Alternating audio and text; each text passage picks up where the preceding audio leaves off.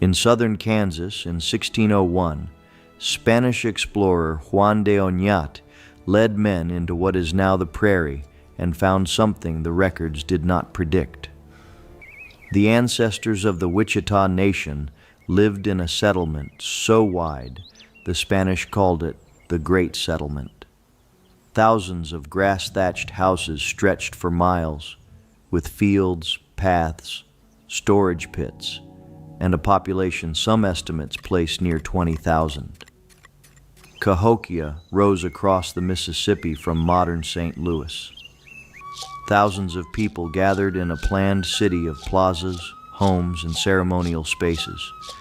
Its builders had no metal tools, no wheels, no draft animals. Yet they moved earth basket by basket, shaping more than 100 mounds across the floodplain. It vanished all the sudden.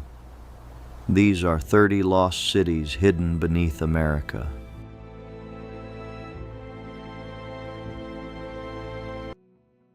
Number 1. Ozette, Washington. On the wild coast of Washington, near Cape Alava, the Maca village of Ozette once faced the Pacific with cedar houses, whaling canoes, and smoke rising from hearths. Around 1560, a heavy wall of mud slid down from the bluff and buried part of the village in one terrible rush. People escaped what they could, but 5 longhouses vanished under wet clay. For centuries, the sea wind passed over the buried rooms without moving them. The same mud that destroyed Ozette also protected it. Air could not reach the wood, fibers, and baskets, so things that usually rot stayed almost untouched. Cedar mats, carved boxes, wooden bowls, fish hooks, and toys waited in the dark, holding the shape of daily life. In 1970, a storm exposed old wood near the shore, and the Maca tribe worked with archaeologists to save the site before waves took it away. They used gentle water sprays instead of shovels, washing the clay grain by grain. More than 50,000 objects came out of the earth, not as treasure, but as proof of families who cooked, carved, fished, and prayed there. Ozette is called the American Pompeii because disaster froze a living town in place. Yet its story is not only about loss, it is about a people whose skill and memory survived under mud for 400 years. When the tide rolls in near Cape Alava, it feels like the village is still speaking softly through cedar, rain, sand, and the cold, rainy shore.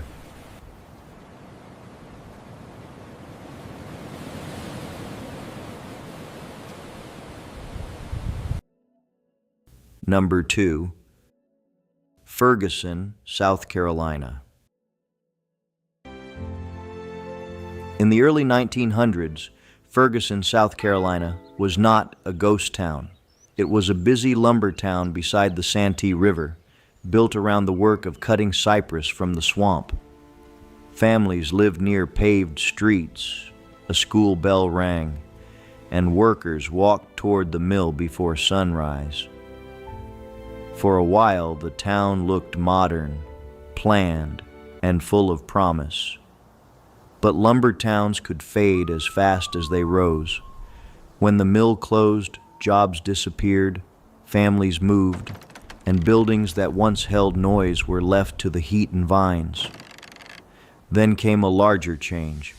In the 1930s, the Santee Cooper project built dams to control water and bring power, and the low land around Ferguson was chosen to become part of Lake Marion.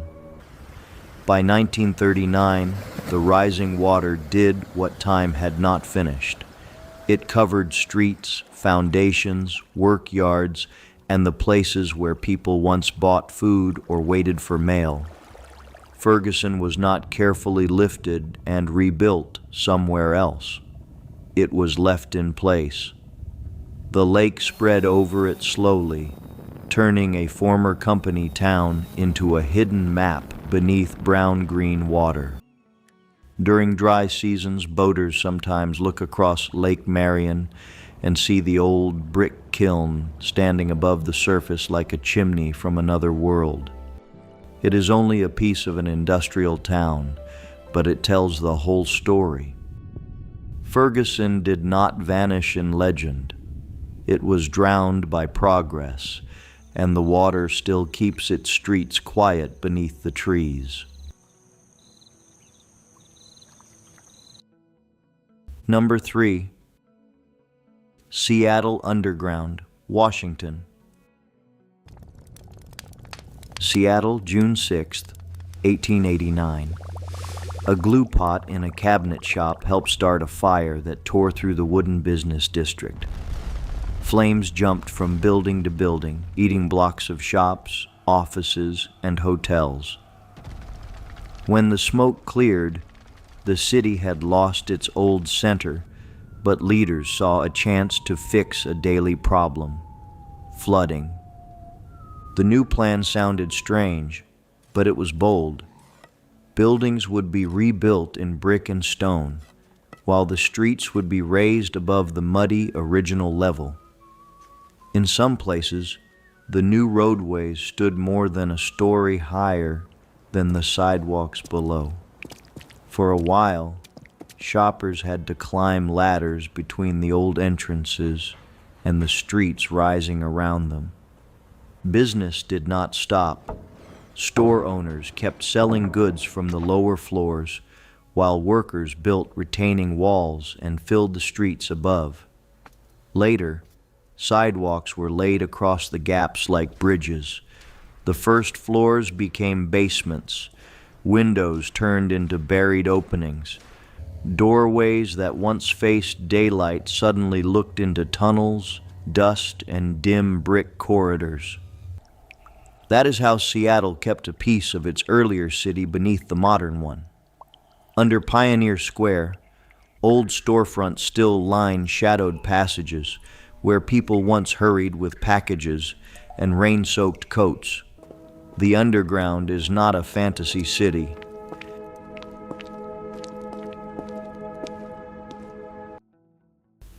Number 4. Cahokia, Illinois. Across the Mississippi River from modern St. Louis, the land rises into great green mounds that once formed the heart of Cahokia. Around 1050 CE, this was not a small village. It was a planned Mississippian city with plazas, homes, farms, and ceremonial spaces. Its builders had no trucks, wheels for hauling, or metal shovels, yet they moved earth on a giant scale. Basket by basket, they shaped more than 100 mounds across the floodplain. The greatest was Monk's Mound, a 4-level earthen monument covering about 14 acres. From its top, leaders could look across a city alive with smoke, trade, and ceremony. Cahokia also watched the sky. At places now called Woodhenge, tall cedar posts marked the movement of the sun through the year. Farmers needed seasons, leaders needed calendars, and ceremonies needed the right day. This was a city of builders, astronomers, traders, farmers, and artists, connected to a wide world through shells, copper, stone, and food. By the 1300s, Cahokia was changing. Drought, crowding, social stress, and shifting trade may have pulled people away, though no single answer explains its fading. What remains is not a ruined city of stone, but a city of earth. The mounds still stand quiet and huge, reminding America that one of its greatest ancient capitals was here all along. Number 5. St. Thomas, Nevada. St. Thomas, Nevada began in 1865 when Mormon settlers came to a dry bend near the Muddy and Virgin Rivers. The desert was harsh, but the town learned to grow food from thin water and hard soil. Families planted fields of cantaloupes, asparagus, and grain. Stores opened, children went to school, and wagons left tracks in the dust. For decades, St. Thomas survived heat, distance, and hard work. Then the Colorado River was changed by one of the biggest projects in American history. In the 1930s, Hoover Dam rose in Black Canyon, and Lake Mead began to fill behind it. The water did not rush in like a storm. It came slowly, giving people time to leave while still making return impossible. By 1938, the last residents were gone. The lake rose over streets, orchards, fences, and house foundations. At its deepest, St. Thomas rested beneath dozens of feet of water. A pioneer town turned into a drowned memory. The people who once knew its porches and dusty lanes had to carry the place in stories because the map had been rewritten by the lake. Then, drought pulled the water back. In recent years, visitors have walked through the exposed ruins, seeing steps, foundations, and the remains of the old Hannig ice cream parlor.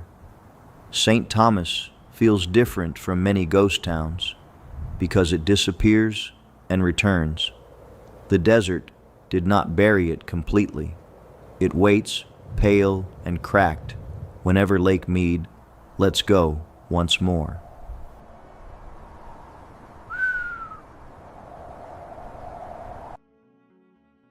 Number 6. Seneca Village, New York. Before Central Park became the famous Green Heart of New York City, the land between 82nd and 89th Streets held a real neighborhood called Seneca Village. Founded in 1825, it became one of the city's strongest communities of free black New Yorkers. Families bought land, built homes, planted gardens, and created a place where ownership meant pride and a safer future for all. By the 1850s, Seneca Village had more than 50 homes, 3 churches, a school, and neighbors from both African American and Irish immigrant families. Then, the city chose the area for a grand public park. In 1857, officials used eminent domain to take the land, forcing residents out with payments that many felt were not enough to replace what they lost. Houses were torn down, roads were erased, and the new park slowly covered the memory of the people who had lived there. For more than a century, Seneca Village was treated like a footnote beneath the grass. Then archaeologists found stone foundations, dishes, buttons, and everyday objects that brought the village back into view. Today, visitors may not see streets under their shoes, but the story is still there. A lost community hidden beneath one of America's most famous landscapes.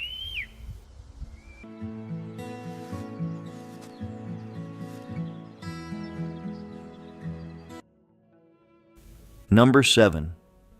Havre, Beneath the Streets, Montana. Havre, Montana, stood along the Great Northern Railway, where trains brought travelers, freight, and hard winter winds. By the early 1900s, it was a busy frontier town with shops, saloons, barbers, and families building steady lives on the northern plains. Then, in 1904, a huge fire swept through downtown and destroyed around 60 businesses. For many towns, that could have been the end. But Havre's shopkeepers looked beneath the ashes and found a strange solution. Their stone basements had survived. Instead of waiting for spring or giving up, they moved underground. Below the burned streets, Merchants opened temporary businesses in cellars and connected rooms, turning disaster into hidden life. Soon, people could walk below the city and find almost everything they needed. There was a bakery, a meat market, a Chinese laundry, a saloon, and even a dentist's office. The underground rooms were not fancy, but they were warm, useful, and protected from Montana's brutal weather. Above them, the town rebuilt. Below them, business kept breathing. It was not built to hide treasure or ghosts. It was built because ordinary people refused to let one fire erase their town. Today, the underground passages still feel close and dim, as if the winter of 1904 never fully left, and the old basements are still waiting for footsteps.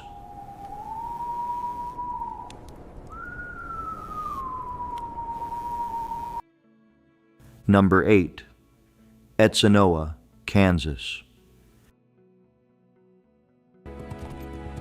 In 1601, Spanish explorer Juan de Oñate led men into what is now southern Kansas, expecting scattered villages and open prairie.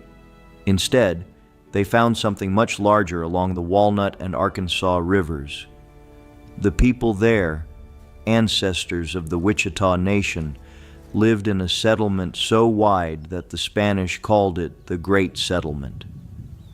Spanish accounts describe thousands of grass-thatched houses stretching for miles, with fields, paths, storage pits, and people moving through a large organized community. Some estimates place the population near 20,000, making it one of the largest known native settlements in North America at the time. Later, historians doubted the story for generations. For centuries, Etzanoa seemed almost too big to be real. Then, old Spanish records were studied again, and local finds near Arkansas City began to match the descriptions. A 400-year-old Spanish cannonball linked to a fight between Spanish soldiers and native defenders helped prove that the reports were not just legend. The city had been there. This settlement changes the way the prairie feels.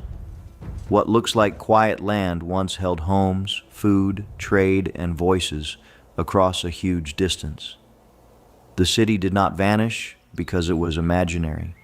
It vanished because memory was buried under grass, time, and doubt. Now the wind over Kansas carries a different question. How many more American cities are still waiting to be believed?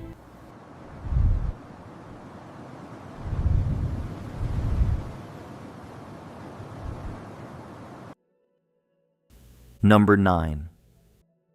Kaskaskia, Illinois. Kaskaskia was once one of the most important towns in the Illinois country.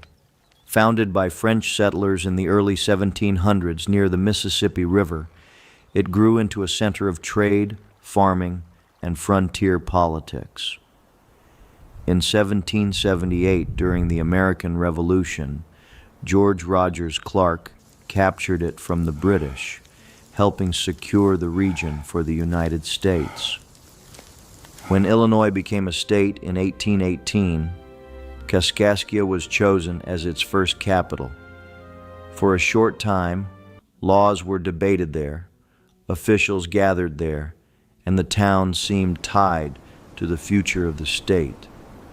But Kaskaskia's greatest neighbor was also its greatest threat.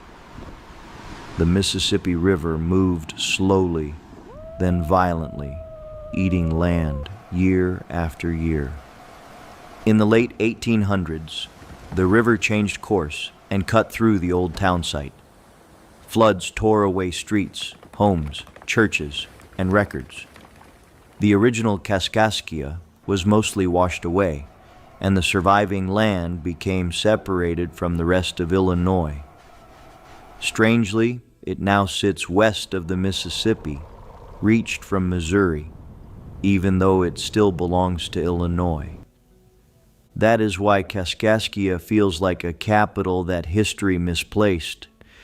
It was not abandoned because people stopped caring. It was taken by a river powerful enough to redraw a state's shape.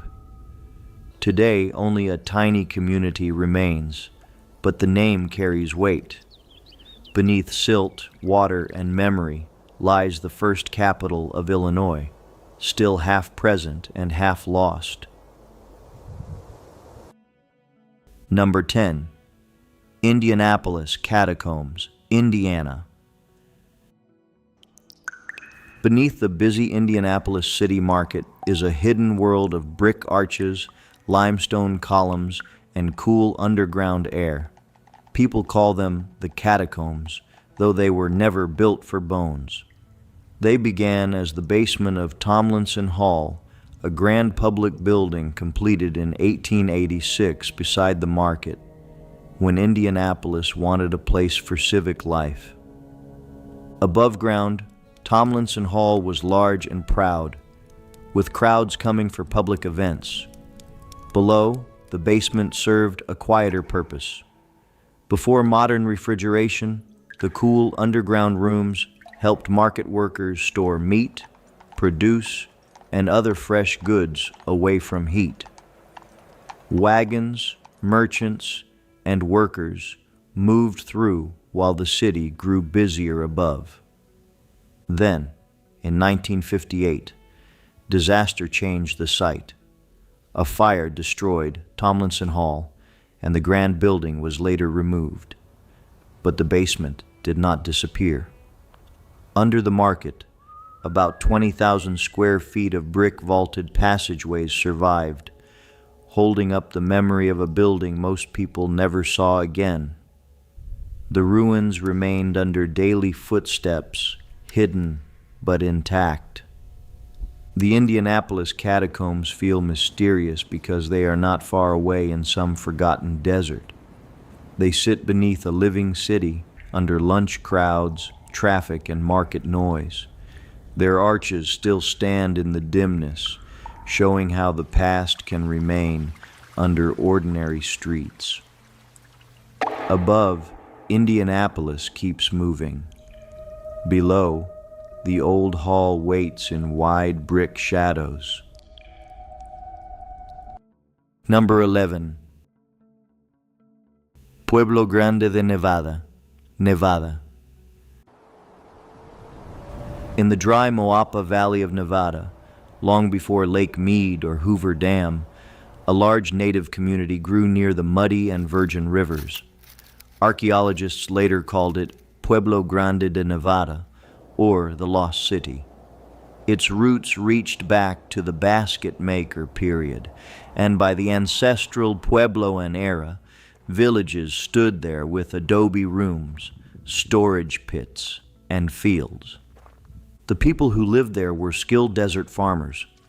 They raised corn, beans, squash, and cotton, where water could be guided from the river bottoms. Their homes were made from earth, brush, and stone, and some buildings held many rooms.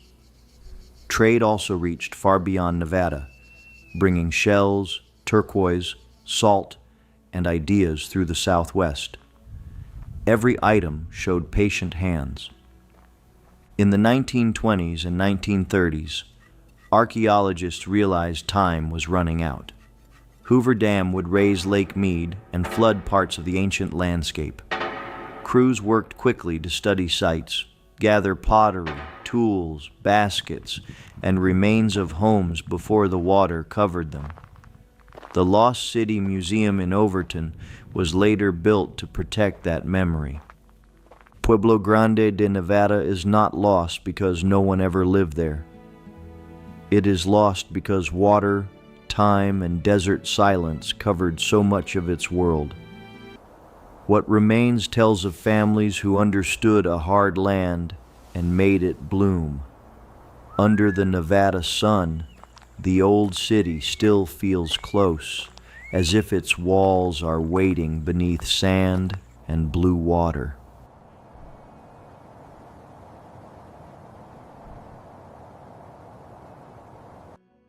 Number 12. Enfield, Massachusetts. Enfield, Massachusetts, once sat in the Swift River Valley, surrounded by hills, farms, churches, and stone walls. It was not famous, but it was deeply loved by the people who lived there. Families knew the roads, the schoolyards, the sound of church bells, and the quiet work of New England life. Then Boston's thirst changed everything. By the early 1900s, the growing city needed a larger supply of clean water. The state chose the valley for the Quabbin Reservoir, a project so large it would erase 4 towns: Enfield, Dana, Greenwich, and Prescott. People were paid to leave, graves were moved, buildings were cleared, and roads that had connected neighbors were closed forever. On April 27, 1938, Enfield held a farewell ball before the town was officially disincorporated. An orchestra played, people danced, and at midnight, Auld Lang Syne filled the room like a goodbye no one wanted to say. After that, the valley changed from home into reservoir land, and the familiar place began to vanish piece by piece. When the water finally spread across the Swift River Valley, Enfield disappeared from the map, but not from memory. The reservoir became a lifeline for millions. Yet beneath its calm surface rests a town of porches, fields, and names.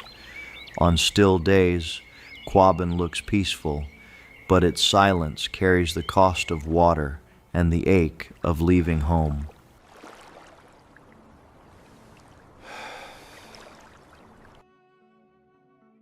Number 13. Underground Atlanta, Georgia. Atlanta was nearly destroyed during the Civil War, but by the late 1800s it had rebuilt itself around railroads. Trains made the city powerful, yet they also carved downtown into a noisy, crowded place of tracks, carts, smoke, and traffic. As Atlanta grew, the streets around the railroad gulch became harder to cross and more dangerous. The city's answer was to build upward. In the early 1900s, concrete viaducts were placed over parts of the old street level, creating new roads above the tracks. Storefronts that once opened to daylight became lower-level walls beneath the city. Business moved up, while old brick fronts, alleys, and sidewalks were left below like a buried downtown. For decades, many people passed overhead without thinking about what remained underneath. The lower city became storage space, service passages, and forgotten rooms.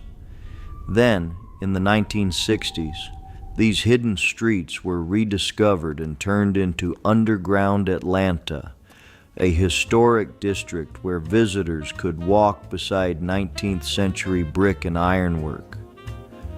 Underground Atlanta is not a city of tunnels dug for mystery. It is a city that climbed over itself to survive trains, traffic, and growth. Its buried storefronts still show the older face of Atlanta, the one that rose after war and then disappeared under progress. Above, the modern city moves fast. Number 14. Spiro Mounds, Oklahoma.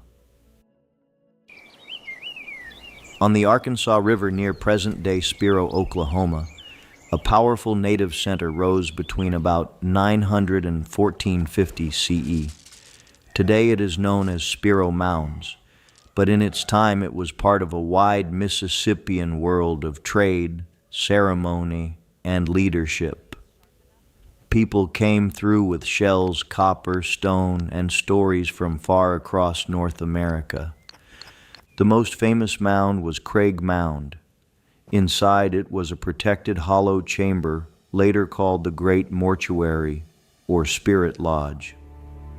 Because the space was sealed away from air and weather, fragile things survived in remarkable condition.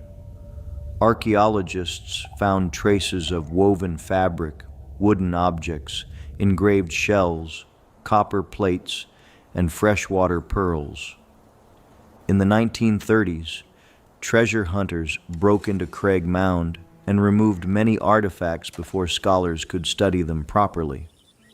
The damage was heartbreaking, but it also revealed how important Spiro had been.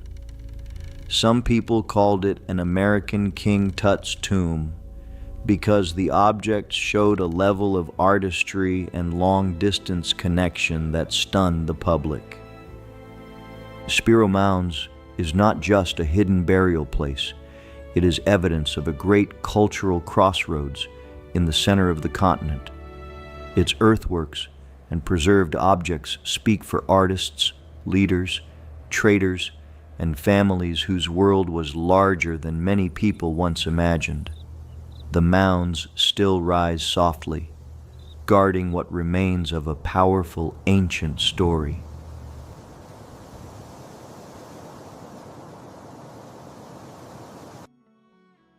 Number 15. Thistle, Utah. Thistle, Utah, once sat in Spanish Fork Canyon, where railroad tracks, ranch roads, and a small mountain community followed the river. It was never a huge city, but it mattered to the people who lived and worked there. Trains passed through, families kept homes near the canyon walls, and the town held its place between steep slopes and water. In the spring of 1983, heavy snowmelt and record rain soaked the mountain until the ground began to fail.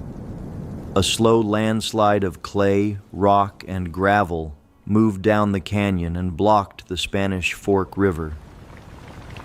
The slide became a natural dam, rising more than 200 feet high, and the trapped water spread backward toward Thistle.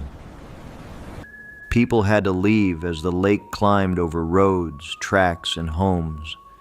The railroad and highway were cut off, and buildings that had stood for decades sank into muddy water. Roofs, walls, and porches disappeared beneath a disaster that moved slowly but could not be stopped. Thistle became one of Utah's clearest examples of a town swallowed by the land itself. The lake was later drained, but Thistle never returned to normal life. Its broken houses and quiet remains still sit in the canyon, weathered by sun, snow, and silence. It feels frozen at the moment the mountain won. Some ghost towns fade because people leave. Thistle was taken while everyone watched, and the canyon still holds the scar.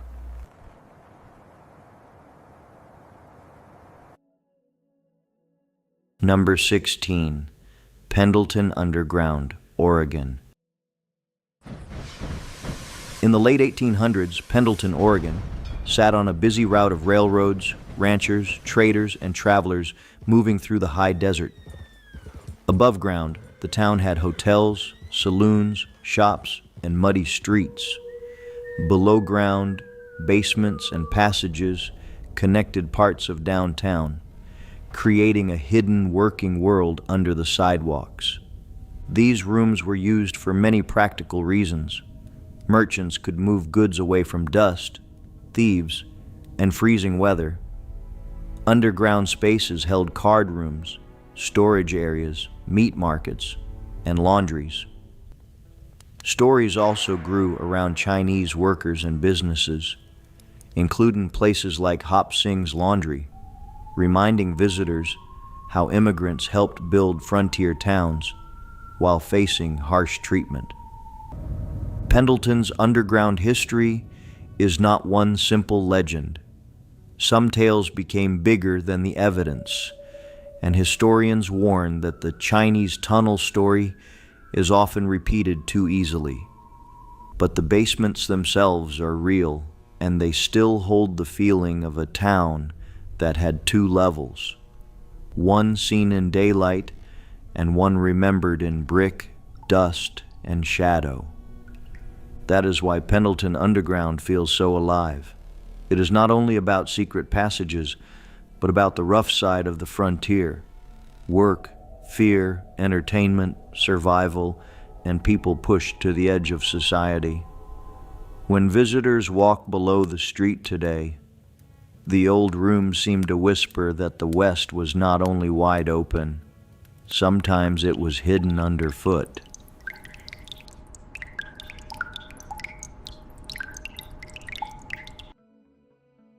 Number 17, Keowee, South Carolina.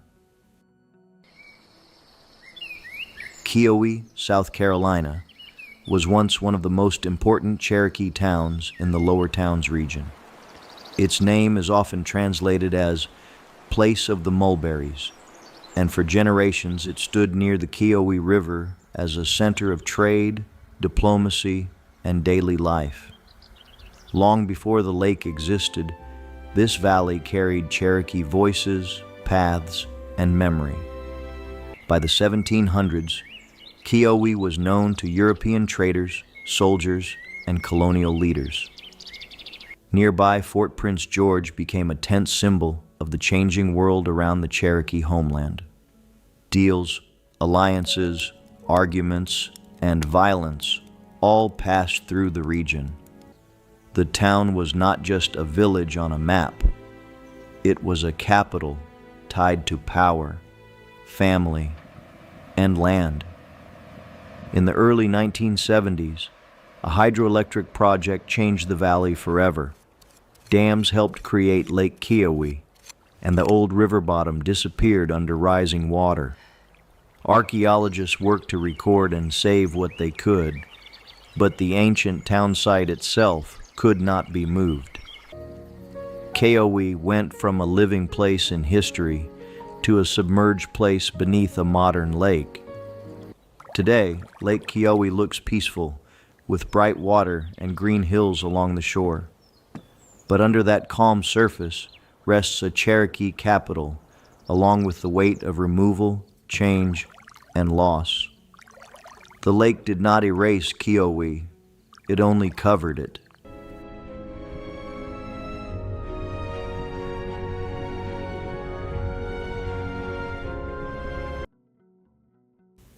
Number 18, Kennett, California. Kennett, California rose in the early 1900s near the Sacramento River as copper turned the hills into money. Mines, smelters, saloons, hotels, and crowded streets made it one of the strongest boom towns in Northern California. At its height, more than 3,000 people lived there, drawn by work, noise, and the promise of a better life. But copper came with a cost. Smoke from the smelters damaged trees, farms, and hillsides for miles around. After World War I, demand fell, lawsuits and pollution pressure grew, and the mines began closing. The Mammoth Mine shut down in the 1920s, and Kennett's busy streets started to empty. A town built on copper could not survive when copper left. Then a second force arrived, water. In 1935, construction began on Shasta Dam, one of the major federal projects meant to control floods, store water, and generate power. By 1944, Shasta Lake filled behind the dam and covered what remained of Kennett. Buildings that once rang with music, work, and footsteps slipped beneath hundreds of feet of cold water. Kennett is not the kind of ghost town people can stroll through at sunset. It is a sunken boom town, hidden deep under Shasta Lake. Its story is a reminder that some towns are lost twice. First when the work dies, and again when the land itself is changed. Above the water, boats pass quietly over streets that once believed they would last. The lake made the final silence permanent. Number 19. Chaco Canyon, New Mexico. Deep in the high desert of northwestern New Mexico, Chaco Canyon became the center of a remarkable ancestral Puebloan world. Between about 850 and 1150 CE, people built great houses from stone, timber, and careful planning. These were not simple shelters. The builders of Chaco moved wood from distant mountains and raised walls that could stand several stories high. Pueblo Bonito, Chetroquetl, and other great houses show a level of planning that still amazes visitors. Roads reached out across the desert, connecting Chaco to a wider region. Trade brought shells, turquoise, pottery, and ideas from far away. Chaco's builders also watch the sky with patience. Many walls, windows, and markers appear linked to the sun and moon, helping track solstices, equinoxes, and long cycles of time. In a land where rain could decide survival, the heavens mattered. The canyon became a place where architecture, ceremony, farming, and astronomy met under open sky. By the late 1100s and 1200s, drought and social change helped pull people away from Chaco. The great houses were left quiet, but not empty of meaning. Their stones still hold the memory of builders who understood light, distance, and season. At sunrise, Chaco feels less like a ruin and more like a calendar made of desert, shadow, and stone.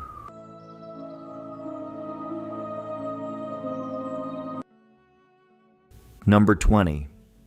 Houston Tunnel System, Texas. Houston's hidden city is not ancient, but it feels like a modern secret.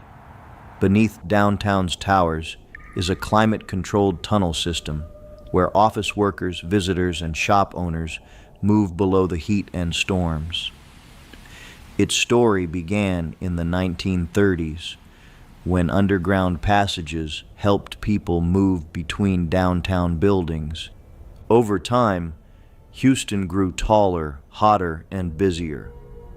What began as a small underground idea expanded into a network beneath the business district. Today, the tunnels connect about 95 city blocks and stretch for roughly 6 miles. Restaurants, coffee shops, banks, and small services line the corridors, turning the space into a weekday world under the sidewalks. The tunnels are practical, but they also feel strange. Most entrances are hidden inside office buildings, not marked like a normal street. During lunch, the passages can feel like a second downtown, full of voices and footsteps. After work hours, many sections grow quiet, and the polished corridors suddenly seem like a city that only exists when people need it. That is why the Houston Tunnel System belongs in a story about hidden cities. It was not buried by disaster, but built to escape weather, traffic, and the pressure of modern life. Number 21. Key Marco, Florida. Long before highways and hotels reached southwest Florida, Key Marco was part of the powerful Calusa world. The Calusa did not need stone walls to build a capital. They shaped islands from shells, wood, and water, creating raised places above the mangroves where leaders, fishers, carvers, and families lived beside the warm Gulf Coast. Their strength came from the sea. Instead of farming like many inland peoples, the Calusa mastered fishing, shell tools, dugout canoes, and waterways. Oyster, clam, and conch shells became building material, food remains, tools, and proof of a society built from the coast itself. At Key Marco, the swamp was not empty. It was engineered and understood. In 1896, archaeologist Frank Hamilton Cushing led an excavation that opened a wet peat deposit on the island. What came out amazed the country. The oxygen-poor muck had preserved wood, cordage, nets, painted masks, bowls, and carved figures that normally would have vanished. The most famous was the small wooden key Marco Cat, only inches tall but full of life. Key Marco feels lost because its greatest treasures were hidden in mud, not stone. The Calusa capital left behind no towering castle, yet its objects show skill, power, and imagination. When the mangroves stand still and the water darkens at sunset, it is easy to picture canoes slipping through the channels, carrying a city's secrets between shell islands.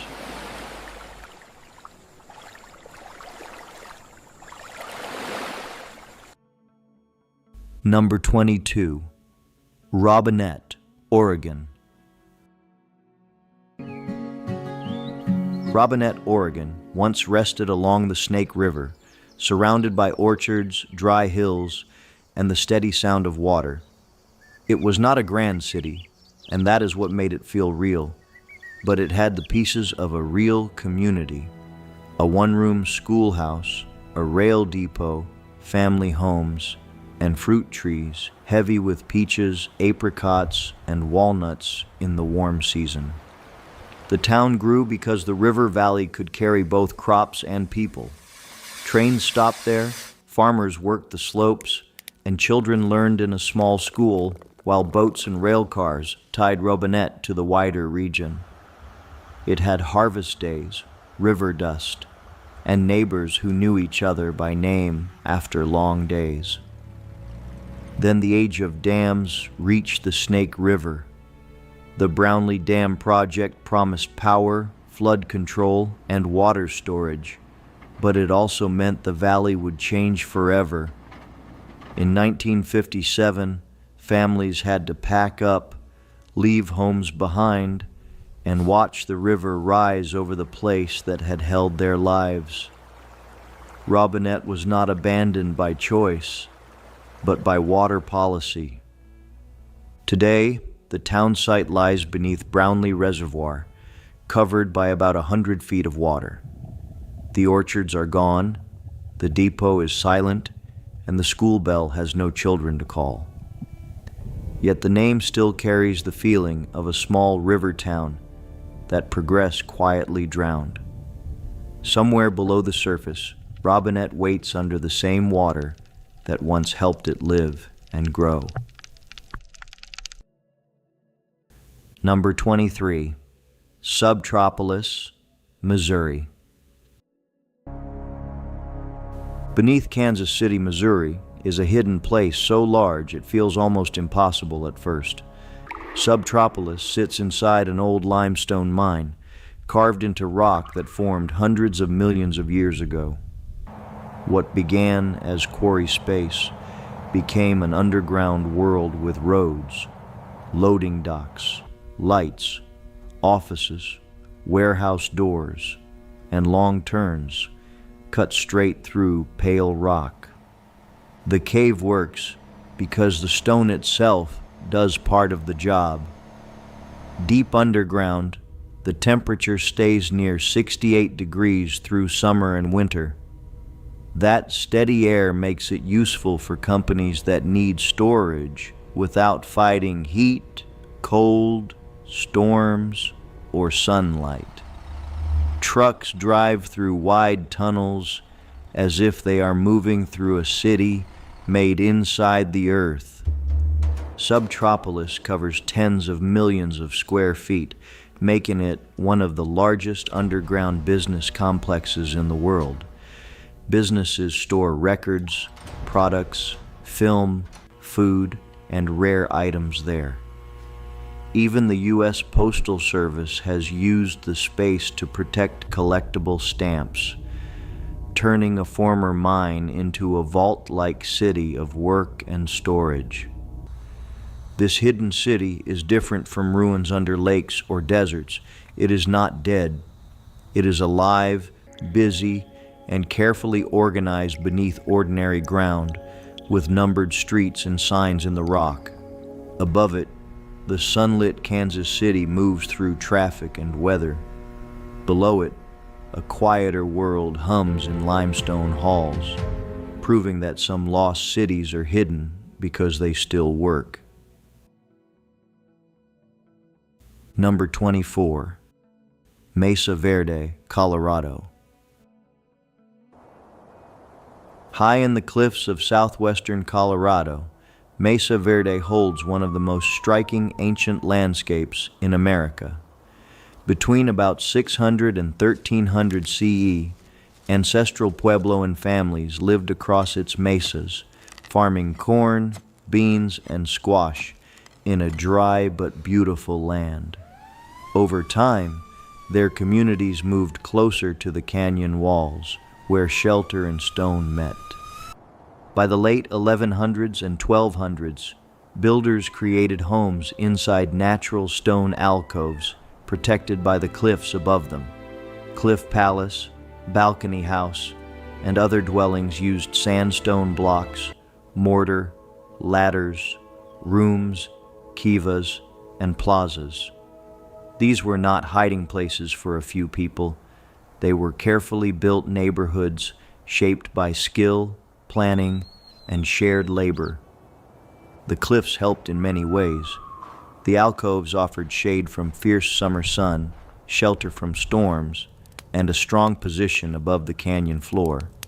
Smoke from fires, voices from rooms, and footsteps on ladders once filled these spaces.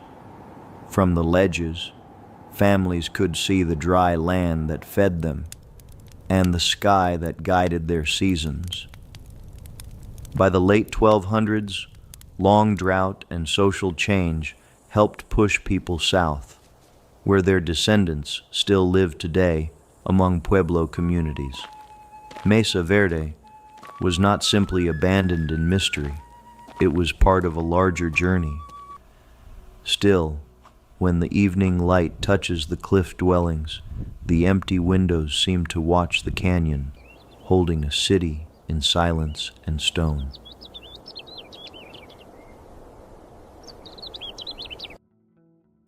Number 25.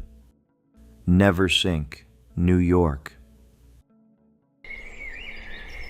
Neversink, New York was once a quiet Catskill town of farms, roads, churches, and family names passed down through generations.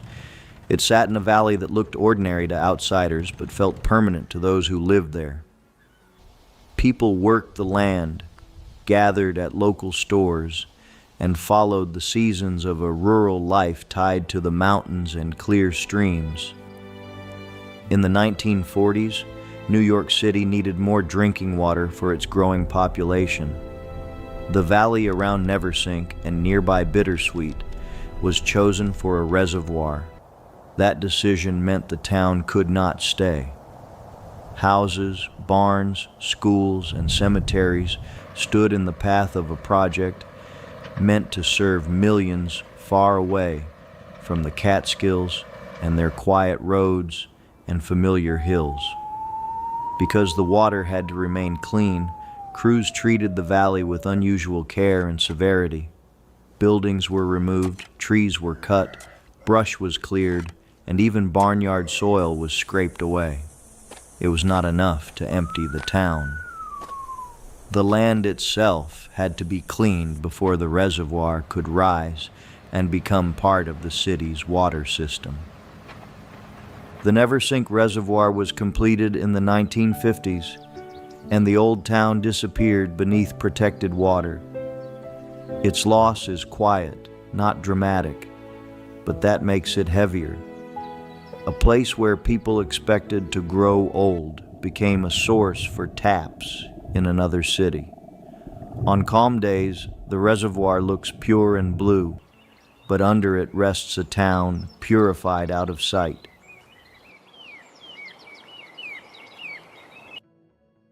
Number 26. Butler, Tennessee. Butler, Tennessee once stood in the Watauga Valley, where mountain roads, river bends, and small businesses tied people together. Before the lake, it was a town with barbershops, cafes, stores, churches, and families who knew the Watauga River as both a blessing and a danger. Floods came often, and in 1941, terrible flood proved the valley needed protection. During the 1940s, the Tennessee Valley Authority built Watauga Dam for flood control and power.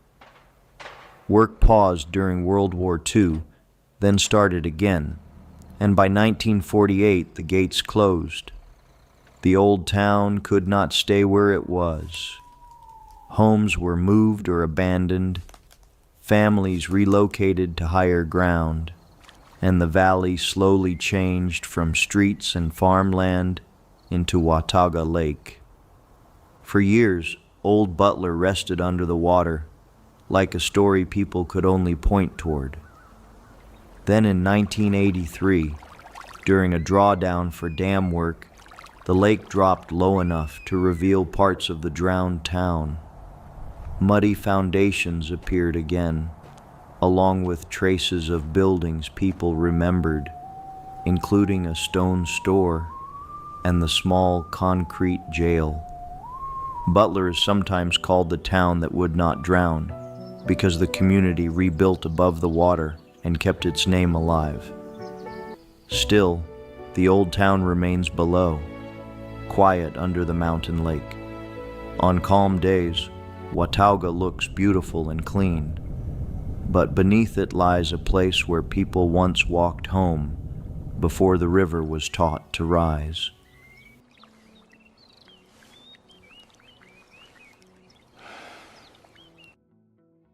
Number 27. Celilo Village, Oregon. For thousands of years, Celilo Falls was one of the great gathering places of the Columbia River.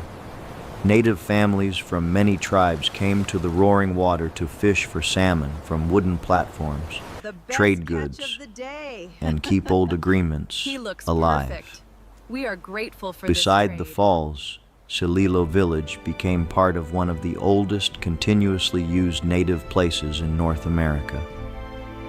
The falls were not only beautiful, they were a food source, a marketplace, and a spiritual center. Salmon surged through the narrow channels, and fishers used long dip nets with skill passed down through generations.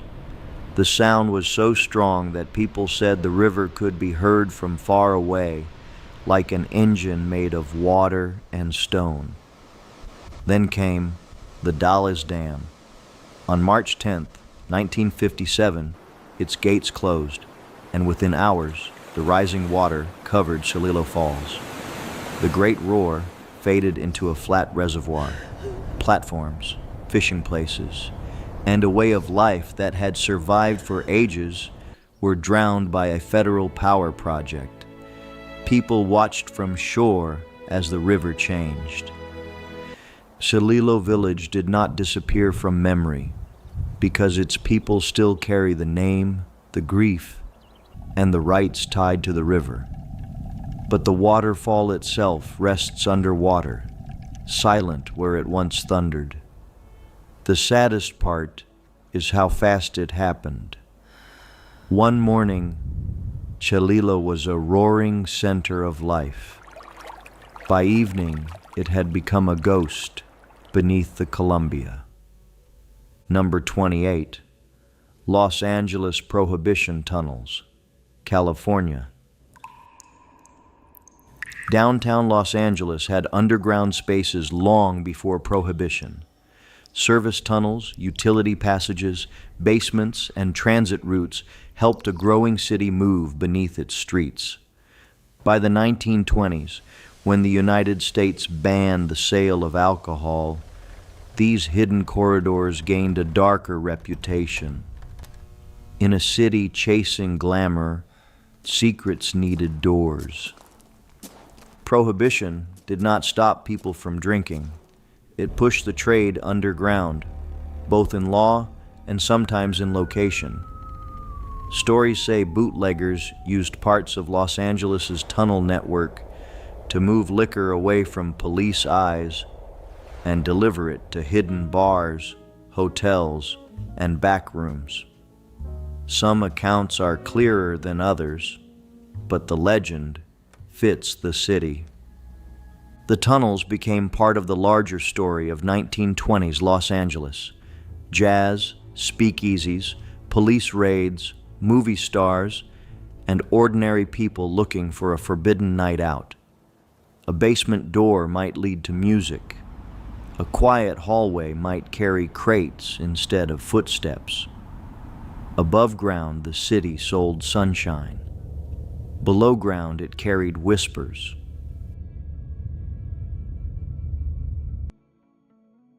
Number 29. Elba Woods, North Dakota. Elba Woods, North Dakota, once stood along the Missouri River as the center of the Fort Berthold Reservation. Established in 1891, it served Mandan, Hidatsa, and Arikara families with a hospital, school, agency offices, churches, stores, and homes. It was not just a town. It was a heart of community life on rich river bottom land. The river valley mattered because it held some of the best farmland in the region. Families raised crops, kept livestock, gathered wood, and stayed close to relatives and tribal history. But after World War II, the federal government pushed forward with Missouri River Dam projects, promising flood control, navigation, and electric power. In 1953, the U.S. Army Corps of Engineers completed Garrison Dam. The rising Lake Sakakawea flooded Elba Woods and large parts of the reservation's best land. Hundreds of families were forced to move, often to colder, windier, less fertile uplands. Buildings could be replaced in some form, but the river bottoms, graves, and gardens could not. Elba Woods is one of America's hardest lost city stories because the loss was not only buildings underwater, it was displacement, memory, and a community center taken by a project built for others. Today, Lake Sakakawea stretches wide and blue across the valley. Beneath it lies Elba Woods.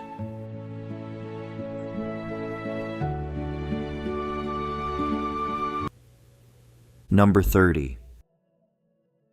Moundville, Alabama. On a bluff above the Black Warrior River in Alabama, the earth rises in shapes made by human hands. Moundville began growing around 1000 CE and became one of the greatest Mississippian centers in the southeast. By about 1200 to 1300, it was a planned city of mounds, plazas, homes, ceremonies, and power. The people of Moundville built more than 24 flat-topped earthen mounds around a large central plaza. These mounds held the homes of leaders, temples, and public spaces. Farmers grew corn, artists shaped pottery, and traders carried goods and ideas through a world far larger than one village. The city was organized, skilled, and deeply connected. Moundville was not hidden beneath water or tunnels.